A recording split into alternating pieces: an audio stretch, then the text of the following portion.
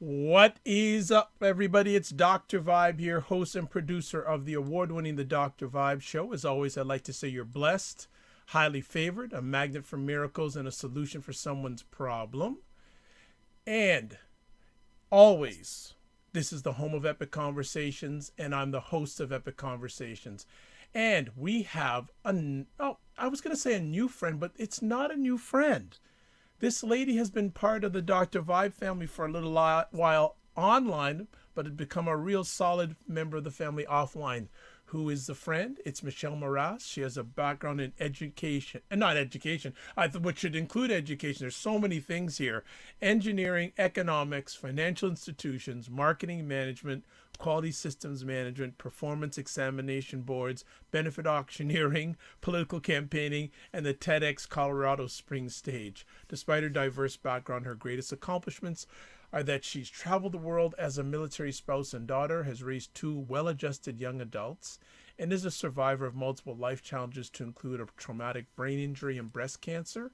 She's a powerful survivor who elicits positivity that engulfs those in her presence to believe and be driven to achieve more personally and professionally. She's an inspired keynote speaker, success coach, corporate trainer, and executive director certified with the John Maxwell team. And actually, I saw John Maxwell this weekend, but I'm not going to get into that.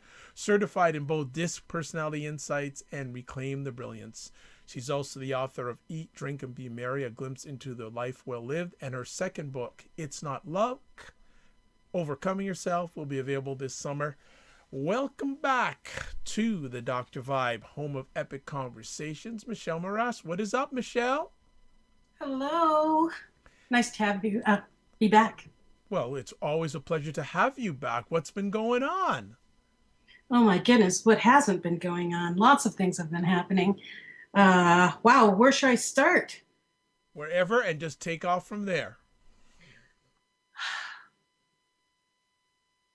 Well, my second book is coming out this summer. You said that. First book is right strategically behind me, Eat, Drink, and Be Merry. But the other day we were talking, and I was a little miffed about something. And what I had told you was, I keep being approached, being told how lucky I am. It's not luck. And that's why it's like, we need to get on the show and have a nice conversation. Because think of my life. You know me, but the audience may not know me. People say I've got the gift for gab. I can go on a stage and talk. Well, it wasn't spontaneous. I joined a Toastmaster group to become a better speaker. And most of my life, I was told I was too loud to be an Oriental. I'm half Filipino, so I was too loud. So I was always trying to, mute my voice. And now speaking is what I do. So it wasn't luck. I worked on it, learned to control it, and now I'm funneling my talent that I thought was a curse, right? And then like the second one was, oh, you're so lucky you made it onto the TEDx stage. That wasn't luck. That took a lot of work. And what's really neat about it is, I had just obtained a traumatic brain injury. I was in a car accident. And that's about when I think I met you 2 years after that accident, but I was in a car accident. And that TEDx stage was really my swan song. I was told that I was going to lose my memory. And instead of getting better after the accident, I got better, then I got much worse. And by the time the TEDx had come, I was forgetting like every 5 minutes, forgetting everything I just said. So the TEDx was more of an ode to, can I do this before my brain goes away? And it was also a dedication to my mother-in-law, Mary, which the book came from, Eat, Drink, and Be Merry. But pretty much all these things that people are telling me I'm lucky for have all come from tragedy and fighting. So again, it's not luck.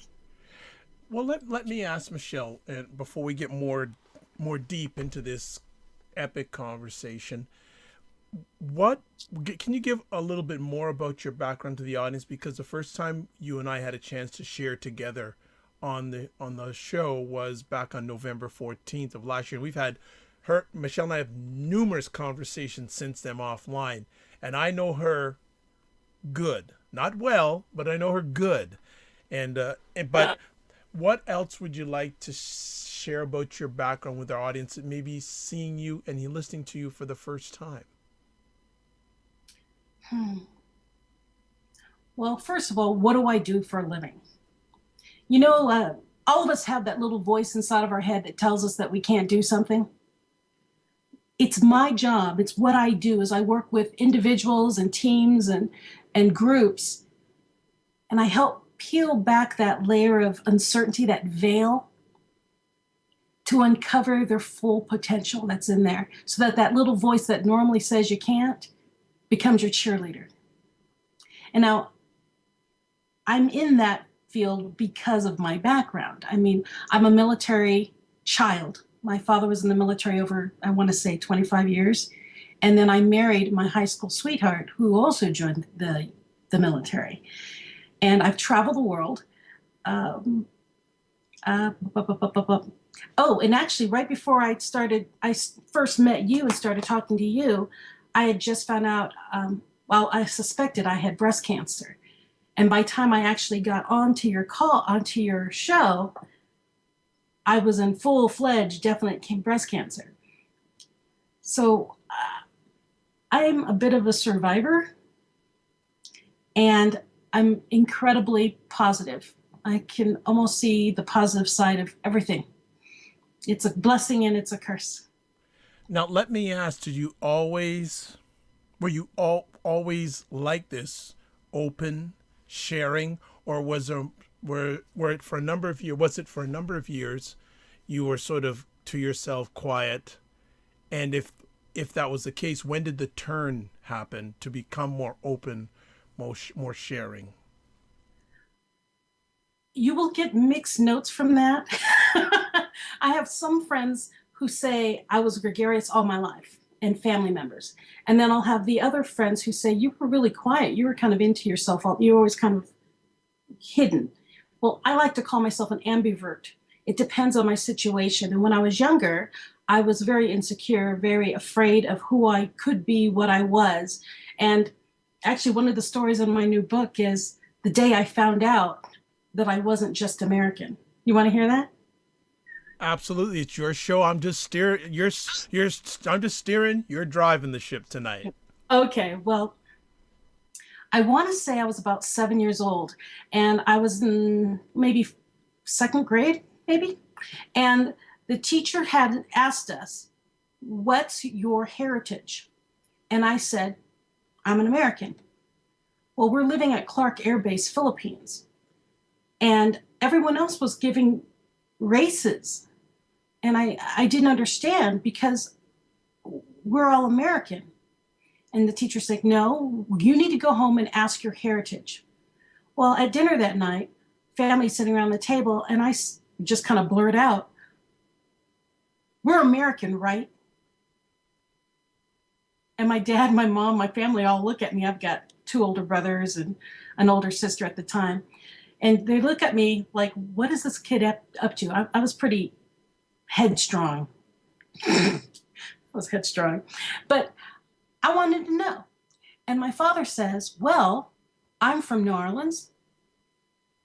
I'm French, what we call French Creole." And then he went about grandma and being Cuban, and he was going about in our background. And he is, "But your mom is a Filipino and Spanish and Japanese. But she's Filipino and I'm Black. That's what you want to tell your teacher." Well, I excused myself from the table and I ran into the closet in the hallway and hid and cried. And when my mom finally gets to the door, I mean, my family's standing at the door, they knock on the closet door and they said, "What's going on? Why are you crying?" What they didn't realize is I thought because I was Black and Filipino, I was doomed. Everything I had seen around me in the Philippines, The housemaids and the servants and the garbage men were Filipino. And in the history books, all the Black people I ever saw were slaves. And at that moment, I realized, oh my gosh, my paradigm shifted. I can't be a doctor. I'm Black and Filipino. I can either be a slave or a servant. Wow. Wow. I was crushed. But you have to think, when we have paradigms like that, how many paradigms do we walk around with on a daily basis that cripple us? This is where this whole idea came out of. It's not luck. And basically, I want to help people walk through the stages of life of realization that I went through to discover the things that were holding me back. The subtitle for my book is, overcoming yourself. Let me ask, was there a period up until a certain point? And just a shout out to Claude Diamond, one of the great supporters of the Dr. Vibe Show, and just sharing with you, Michelle, great people stories. He is enjoying what you're having to share with us. I want to ask, did you, for a period of time, think that your life was full of luck and it changed, or were you always feeling that it wasn't all about luck? Because I don't use the word luck anymore. So no, I don't either. That was an evolution. Okay. When I was younger, actually, this evolution all happened within the past 4 years. Because before that, I just thought things happened when they happened. Bad things happened, well, then they just happened. And I would just, pray that something better would happen. But I never quite believed it would, because I just assumed I was doomed. So what changed that? Was there a moment that changed that? Yeah. Go ahead. May 21st, 2014. I was heading to a high school to pick up my children, and a car ran a stop sign and hit me. T-boned my car. Took the entire engine block off my SUV. And when I woke up about, we think, 30 minutes later, I realized that I could have died. I mean, any inch more, I would have been dead. My whole steering shaft, steering column would have went into me. I lived for a reason. And at that point, I realized, what am I supposed to do? 10 days after the accident, the doctors were telling me I was fine, but I was speaking gibberish. And I couldn't write. I would be able to speak till about noonish or 1 o'clock. And then my language abilities just went away.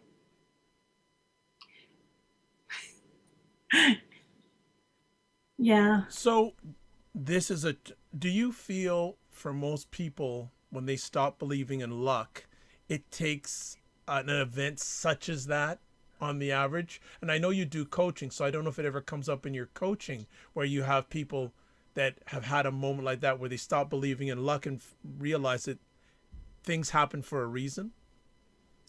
Well, being that I am a coach, no, I don't suggest everyone go out and get hit by a car. No, it's just, we tend to need someone to guide us through that process, and that's what coaching is about. Now, my Eat, Drink, and Be Merry book, the first one, Mary was my mother-in-law, my teacher, then my mother-in-law. And she guided me to a lot of those thoughts that I make my own destiny. But in the mindset that I was in, that paradigm of what's the word I'm looking for? I was a victim. I was a victim of whatever happened to me. I never took ownership of what happened. And she would try to nudge that into me. And it wasn't until when spoiler alert, when she passes away, I realized that she was right. But it's very hard to get yourself into that mindset without a guide. Now, the car accident, that knocked some serious sense into me. But still, even after the car accident, losing my voice and being able to gain my voice back, that's really, I think, what happened. When the doctors told me I couldn't speak, I have 4 areas of brain damage that they were impressed that I could speak. I shouldn't be able to speak. And I remember thinking, Don't tell me what I can and can't do. My ignorance of my situation helped me survive that. I didn't realize that I shouldn't be able to speak, so I kept pushing. And I think that is about the point when I realized I own my reactions to things. I could either sit in the dark like, you know, they suggested I do, which was a good idea for the first month. But after that, I needed to make the decision for myself on when I was going to step out. And I had to take ownership of how much I would push myself. And so I got very introspective, understanding when my body was saying, enough, stop. You know, I'd get tingly in my head, or I'd get slightly dizzy, and I'd do, okay, I'm done, tapped out. I'm not talking anymore. I'm not walking anymore. I'm going to sit in the dark until my brain stops vibrating, is basically what it was doing. And that was one of the first steps I took to realize it's in me. The decision, the choice of how to react came from me. And then when I was offending people, because I literally forgot years of my life. And so I would see people on the street and not remember them. And people, because I look fine, I don't look sick. It's an internal brain injury. I didn't have gashes on my head. So when I looked at someone like deadpan, like, I have no idea who you are, I offended people. And I lost many friends. I don't know who I lost because I don't remember. Wow. So it's sad and a blessing at the same time, because I learned who were my true people in my tribe, who stuck by me, who understood I was going through something. And then those who didn't want to stay around, and it's okay. And I had to come to terms with, it's okay. That's another thing to learn. Yeah. Number of conversation pieces going through my mind and heart right now. So if I'm correct, and correct me if I'm not, when you don't believe in luck, one should have more ownership in their life, of their life, correct? Straight, yes. And the thing is it isn't luck. That's what I'm trying to get at. Right. So, you may think it's luck, but anybody you see that you consider lucky, ask them how they got where they are. I mean, look at Oprah, for goodness sakes. Oh, wow, look at her. She's so da da da da da da da. She went through a lot to get where she is, right? Anyone with any substance has gone, it's the hero's journey. Have you heard about the hero's journey? Yes. You go through this path, you have mentors, you lose things, bad things happen, you have to succumb bad, huge obstacles, you fall down to your lowest point. You know that quote, sometimes you have to become small to get big? Every hero does that. They get where they think they can't go on. Look at Star Wars. Luke Skywalker, he can't go on, he's beaten, he's done. Right? And then they come back. It's part of life to come fight through something. And it doesn't have to be a car accident or breast cancer in my case. It can be anything that causes you to reframe your thinking, to grow and learn. I have more conversation pieces for you, but I always put the audience first and my friends who come on the platform first. So this is, I don't think, maybe directly or indirectly involved in what we're chatting about, but Claude Diamond wants to know, who has influenced you the most in your coaching style, if anybody? Oh my goodness. There is somebody. Oh, okay. Yeah. He's actually a part of the John Maxwell teaching team. Okay. Yeah. His name is Christian. Okay. But yes, I'm a John Maxwell certified coach, so I have a lot of that. What was it about Christian that influenced you so much? He taught me to take a breath. Now, and I know that sounds insane, but I learned to listen more through Christian. As you can tell, I get kind of passionate and And in my coaching, I had to learn to back me off and open my mind and ears to listen for words coming out of my client. And he's a very calm man. His name is Christian Simpson. He's out in Europe. Okay. Yeah. But yes, I learned to calm down and listen. And it translated into my life, because now I'm pretty much always listening. So when I have someone like you tell me to talk, it's like, wow, I get to talk. Well, yeah, you people like yourself and other people I have the chance to communicate regularly, they don't talk, they share. There's a big difference. That's true. It's a huge, huge difference. Let me get you into this conversation piece. Why do you feel so many people believe in luck? It's what we're taught. Can you expand on that? It all comes back to education. You know, when you're a kid, they do, oh, so-and-so got such and such for Christmas. Oh, she's lucky. Or, you know, mom or dad, why don't I have blah, blah, blah, or why don't we live there? Oh, that's because they're lucky. You hear that. And then in movies, people are lucky. I mean, or, you know, four-leaf clovers, people are, oh, don't cross that. I'm from the Philippines, so we have a lot of big superstitions. So it kind of gets ingrained in you as a child that luck is the way things go. But what they don't realize is people who are lucky make their luck. Even in bad situations, they find the positive or the learning lesson out of everything and turn it into their luck.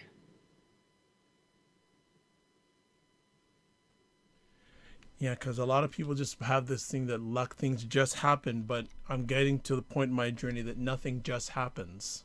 Nothing just happens. Wow. I mean, I remember after my car accident when I was trapped in my mind, and I'll imagine I'm a talker and I was trapped in my mind. I remember sitting on my couch thinking, why did you do this to me? I mean, I was very angry. You give me this ability to talk. You give me this ability to do so many things, and then you take my voice. What do you want? And I'm talking up. What do you want?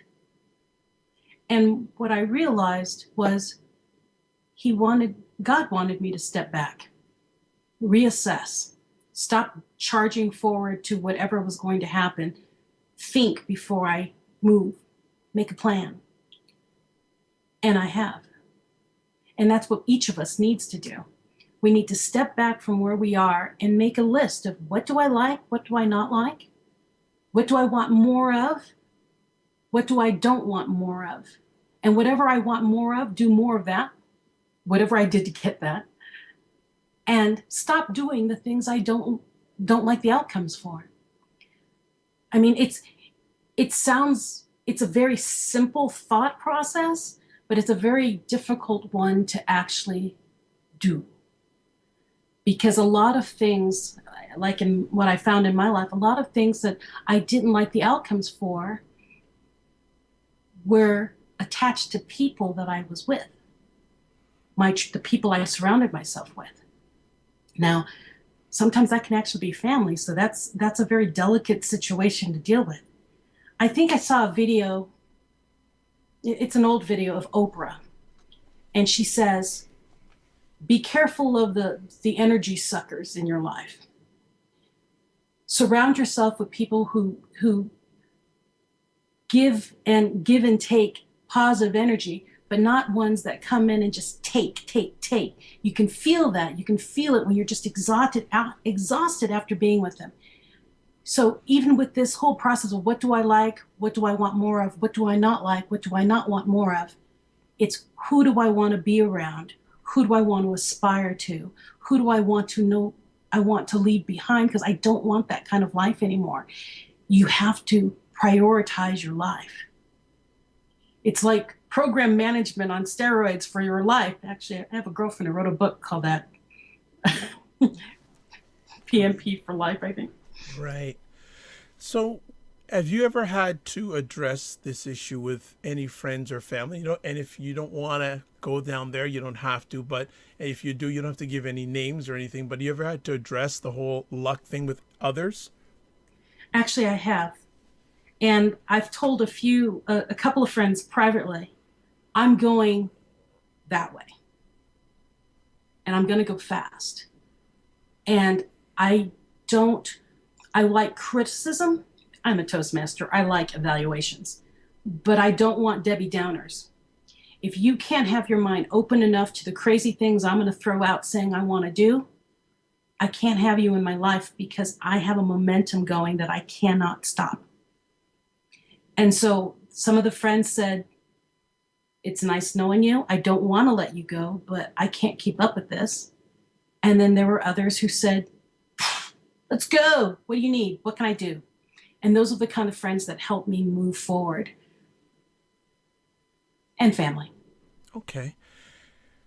How how has your life been different believing in luck and then not believing in luck? How's it been a different life? Because obviously it's been two different lives. How has your life been different in each one of those stages? Your audience may not believe this, but 4 years ago, I was a political consultant. Miserable in my job. I mean, I was doing it, I was good at it, but I was miserable. I get a big bump in the head, forget everything, and start anew, not believing in luck and taking control of what I do and what I don't do. 2 years later, I find out I have breast cancer. Now, please understand, when I stopped believing in luck and started taking control of what I did and what I wanted, my life has catapulted towards my dreams. And I mean, I'm like, pull me back, gone. I wrote my first book with a full traumatic brain injury. I shouldn't be able to talk, and I'm writing. Okay? With the breast cancer, yes, I had breast cancer, but instead of feeling sorry for myself, I mean, granted, I was scared to death, but instead of feeling sorry for myself, I said, okay, if this is a death sentence, what do I need to do before I die? And I know that sounds very obscure, but I wrote my own eulogy. I wrote my eulogy and I said, before I die, I want to meet that eulogy's expectations. And I wrote the next book while I was fighting the pain, basically. It was a distraction from the pain. And ever since I stopped believing in plain luck, I believe I make my luck. I believe you make your luck. All of you make your luck. And once I believed that, I was able to make goals and just hit them every time I wanted one. It's just life falls like dominoes when you stop believing in whimsy and take control of what your mind thinks. Now, here's something else that I did learn in this whole car accident, breast cancer thing. And I also believe it's key to know. I had to stop down talking to myself. That inside voice in your head, that's what shaped the book, actually, the second book coming out. I realized it was the voice in my head telling me what I could not do. And I had to tell it to shut up. I had to make friends with that voice. As my friend, he's another coach, he's another trainer at John Maxwell, Ed DeCosta said, yeah, but we all have gremlins in our heads. You got to make friends with those gremlins. You have to let them realize that you're a big girl now or a big boy now, and that they don't need to keep protecting you from everything, that you can envision that future. And one of the things I would do is I would meditate and I would see what I want next. I mean, I would see it. And then I would see all the mini steps in between. And basically, I would let that inner voice see. The worst that can happen is I fail, but I'll still be right here. If you let me keep going, stop telling me I can't do it. If you let me go to step, 3, 4, 5, and 6, the worst that can happen is I might get stuck at 5, but I'm still not here anymore. I'm there. Make friends with your gremlin in your head. When you're dealing with any of your coaching clients, does this subject either directly or indirectly ever come up? And how do you approach it with, how have you had to approach it with any of your clients? It actually always comes up. Okay, good, good, good. It's like the first thing that always does come up, but I can't. Well, that's one of my rules. You're not allowed to say can't. There's always another way. Or when there's a sentence and they say, well, blah, blah, blah, blah, blah, I'd like to do, but. Well, but's the big negative. It's not. It's a not. No, you can't. No, that word does not belong in your vocabulary because everything is possible if you truly want it. And the way I address it is, oh boy, how can I? Honestly, the way I've approached it the last couple of times it's happened is I gave them a homework assignment as the coach. Write your own eulogy. And honestly, I got that idea from an author. Her name is Judy Carter. She's a comedian. She wrote a book, story of your life or something. The story of you. And writing your own eulogy really puts in perspective what you truly want in life. It's how you want people to remember you. And that is a good slap in the face. Because you write your own eulogy and you realize, I haven't done this, or this. Well, are you trying to become happy with those things? Or will those things make you happy? You've got to come at it a different way. Do you think making $180,000 a year is going to make you happy? Because if you think that, it's not. Something else will pop up. Your expectations will rise. You'll need more. The thing is knowing what you want in your life, you narrow yourself down to what will make you happy. And I know everyone says, oh, money will make me happy, or, oh, if I get that car, I'll be happy, or if that person falls in love with me, I'll be happy. Happiness should not ever come from an outside source. You need to learn to love the gremlins in your head, but then love yourself as you are. And if you don't love yourself as you are, what do you want more of? What do you want to improve? And then if that's the case, then start working on that. Because once you love yourself, everything else starts falling into place. That person that you wish would love you, the person who truly does love you for who you are, will find you. That job that you were meant to be will come to you once you are centered as you. I got really mystic there, didn't I? Okay, you're good. You're good. You're rocking. Just some feedback here. Charisse Taylor comments, I love that, making the gremlins your friends. She really liked that. Let me ask, and yeah, Charisse and Claude and whoever else is in here live, please feel free to ask questions, provide comments. You're always on point, big time. So how is the book coming along on this subject? It's done. Wow. Actually, you helped me with the title. That's what was holding me back. You're kidding. Come on, you're joking. No, I am not joking. I kept trying to call it Fearless, and it's like, that's not it. That's not it. And then when I got on the call with you the other day, and you said something, and I said, but it's not luck. Oh, yeah, that's exactly what I want to call it. It's not luck. Overcoming you.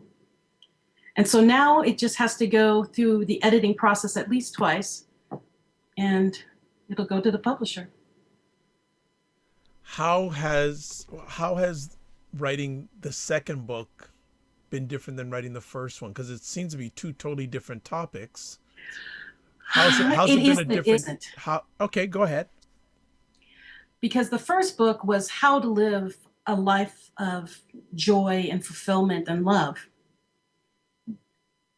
What the feedback I got from that first book was, you tell us, how wonderful it is to have this life, but then you don't tell us how to do it. Second book tells you how to do it, how to achieve. And basically the book it's more like a workbook. So it's like, well, that's not like, there's 12 chapters. And at the end of each chapter, I ask 5 questions that kind of step you into the next bit. So like, why are you stuck? So the first story I'm going to tell you. The first story is about my youngest child, who's very rambunctious, always was an escaped artist. And one day I'm cleaning out their closet, and I turn around, and they were having a tea party behind me, my two children. And I turned around, and the youngest was gone. And I go out, check in the restroom. Nope, not there. I come into our living room, which has vaulted ceilings, like 20-foot vaulted ceilings. And there's a staircase that goes up the side of the wall, about, I want to say, 12 feet up. My toddler had climbed on the outside of the stairs and was clinging for dear life at the very top of the stairs. And I went, oh. Now, first thing mom wants to do is run up the stairs and grab her. But she needed to learn what she had done and realize how far she had come. So I stood below her and I said, you're okay. I'll be here if you fall, but I believe in you. You can make it back down. Just do what you did. Go back. And I followed her down all the way down the stairs. And when she got to the bottom, she looked up and she said, Mommy, I was really far. I said, yes, you were, baby, but I was here to make sure you didn't get hurt. Now, the lesson on that is, how often do we get to something so magnificent, and right before we actually get to that wonderful thing, we stop? So I ask 5 questions. Where are you stuck? Why are you afraid of passing through that? What's the worst that could happen if you achieve that? Right over that point of fear. What's the worst that can happen? And so the book does that. Every chapter gives another little story, then asks you another five or six questions. Excellent. Well, thanks for giving us a little preview. We appreciate that. But when it comes out, we're expecting you to come back on and officially give the launch it deserves, right? Okay. Good stuff. Sharice Taylor has she won't let go of your gremlin comment. She said, I think so many people are so focused on making the gremlins go away, and it steals their attention and time. It does. The thing is you don't want your gremlins to go away. The gremlins are those are lessons learned from the past. The gremlins are trying to keep you safe. Another way to think of the gremlins are guardians. They are protecting us. We have metaphysical guardians in our head, but we also have real guardians, like our parents and our older siblings and our friends who don't do that, you might get hurt. Your gremlins are doing the same thing. This is something, you're going towards something we're not used to. You're going towards something we've never seen, so we don't know how to formulate an answer or a solution. So the gremlins say, you can't do it, don't do it. You're not good enough, don't do it. You hear it from your friends and your family. What, you want to write a book? Don't do that. You don't know how to do that. Do you know how to do that? You hear that. Those are physical and metaphysical gremlins, but their whole purpose is to protect you from harm. And the way you get rid of gremlins, instead of trying to get rid of them, because you can't, is make friends with them and make them realize that you got this. And the way I've done it, and I suggest if you have any gremlins in your head, and I'm quite sure you do, think about what you want and make a visual picture in your head. And I mean, I'm smell it, taste it, hear it, everything. Try to make it as perfect of a vision as possible. And then your gremlins won't be so afraid of it anymore. Make friends with your gremlin.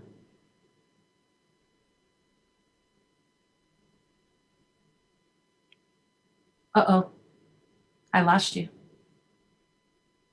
I'm here. I'm here. What would you like the impact of this upcoming book to be? What's the vision, as you just mentioned, with the Gremlins? What is the vision you'd like for this book? My vision is for more people to make friends with their gremlins. The thing is I believe that so many people are unhappy because so many people have expectations that they don't address. They live in a fear box of things they can and cannot do. And unfortunately, our minds, our gremlins, put us in a much smaller box than we want to be in. As we get older, we grow. One of the things I like to say, I quote Paul Sheely, Dr. Paul Sheely from Learning Strategies. I'm a Reclaim Brilliance facilitator. He says, and I love to quote this, if we were not meant to fail, get back up again and fail over and over again, we would all be crawlers. It is human nature to start off crawling, get up, fall, get up, fall, start walking, fall, start running, fall, get up. And somewhere when we get in our teen years, we stop wanting to get up and we want to just fade into the back and be like everybody else. Well, the magic is we are all special. We are all beautiful and magical, and we can all do so much. We all have a different talent. We aren't meant to be the same. Our society wants us to all be the same. We are not meant to be the same. We all have a unique talent. We are supposed to fall and get up differently. So like I tell my business clients in trainings and things, just because that company's doing it that way doesn't mean your company has to do it that way. You want to reinvent the wheel because each culture is a person, basically. And each person is different. So each movement will be different. It works for whatever your atmosphere is. True. I always like to say sometimes you got to observe the masses and do the opposite. Yeah, you don't want to be the same. True. Different is good. Good, good. Luck. Anything else you want to share with us about the whole area of luck?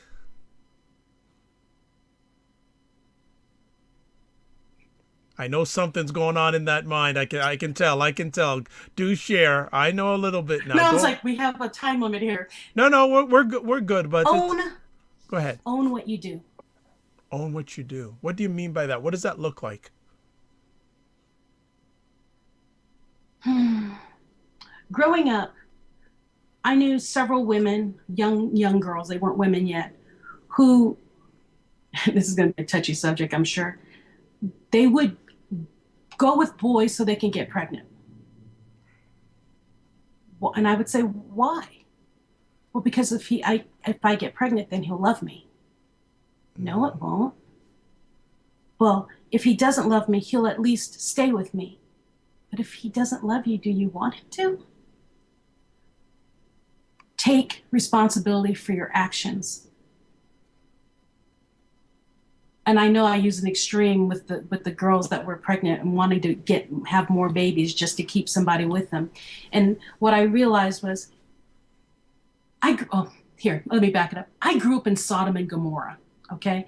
Clark Air Base had a prostitution ring that pretty much was around the outside of the base. And people made bad choices. They would drink too much or do drugs or whatever. And then would be surprised when they got put on international hold or prison or kicked out of the Philippines or whatever, became alcoholics. You have to take responsibility for what you choose to do, and not for the next immediate response, for what it's going to do for you in the future. So, like in one of my most recent talks, I told people, Facebook, Instagram, all of those social media things. You might think it's cute to be, drinking and taking your top off or whatever, something rude you did on Facebook, and you think it's funny. But when you go out looking for a job, I can assure you every employer is looking you up. They give you a resume, you give your resume, and they go algorithm through every social media. They will know everything. This generation, when they're 40 looking for a job, will have things pulled up on them when they were 19 on Facebook, and it will burn them.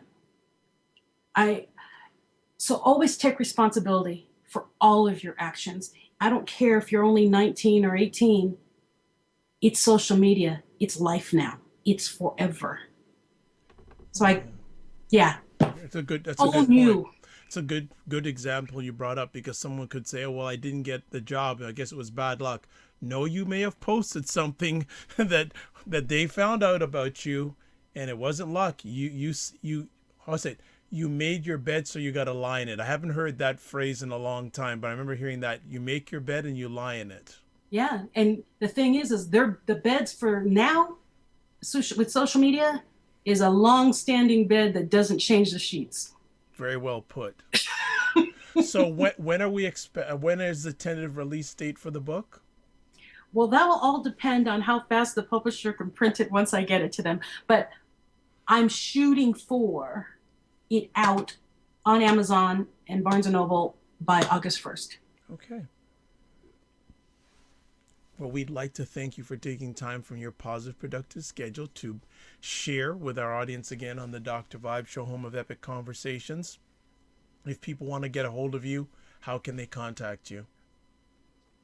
My name, Michelle Morass. MICHELLEMRAS.com.